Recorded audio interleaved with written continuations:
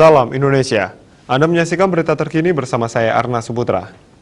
Pemirsa, bencana angin kencang menimbulkan banyak kerusakan pura dan rumah di Kabupaten Kelungkung. Bencana alam dalam sehari itu menimbulkan kerugian material sekitar 1,4 miliar.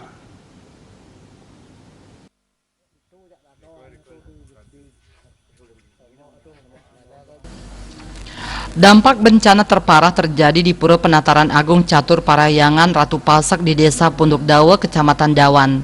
Sapuan angin kencang merobohkan Balai Pawedan di pura setempat. Titik bencana di tempat ini saja menimbulkan kerugian sekitar 1,3 miliar rupiah. Menurut pemangku pemucuk pura setempat, Ciromangku Gede Arya Swabawa, sebelum kejadian terjadi angin begitu keras sekitar pukul 14 WITA. Angin berputar-putar di dekat pura. Tidak lama kemudian, bangunan Balai Pawedan roboh. Kepala Pelaksana BPBD Kelungkung Putu Widiada mengatakan titik bencana lainnya yang menimbulkan kerugian material juga terjadi di sejumlah titik.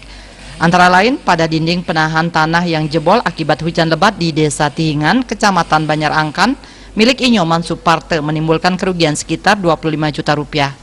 Selain itu, dampak pohon tumbang yang merusak tulisan landmark Desa Paksebali Kecamatan Dawan menimbulkan kerugian sekitar 5 juta rupiah.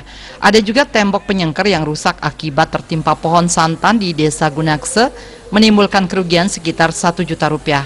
Atap bangunan rumah milik IKD Sudiarte dari Desa Pikat juga rusak tertimpa pohon menimbulkan kerugian sekitar 10 juta rupiah.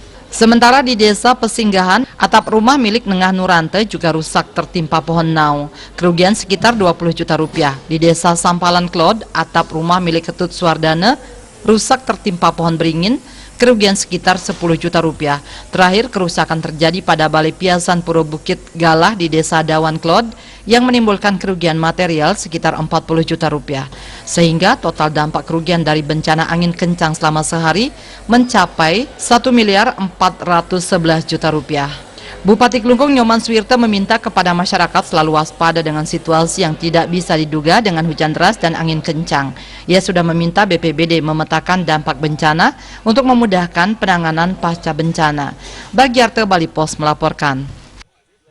Untuk mencegah penyebaran COVID-19, ingat pesan Ibu selalu terapkan 3M, wajib memakai masker, wajib mencuci tangan, dan wajib menjaga jarak, serta wajib menghindari kerumunan. Dengan penerapan perilaku 3M, Indonesia segera terbebas virus corona menuju Indonesia maju. Tetaplah bersama Bali TV. Salam Indonesia.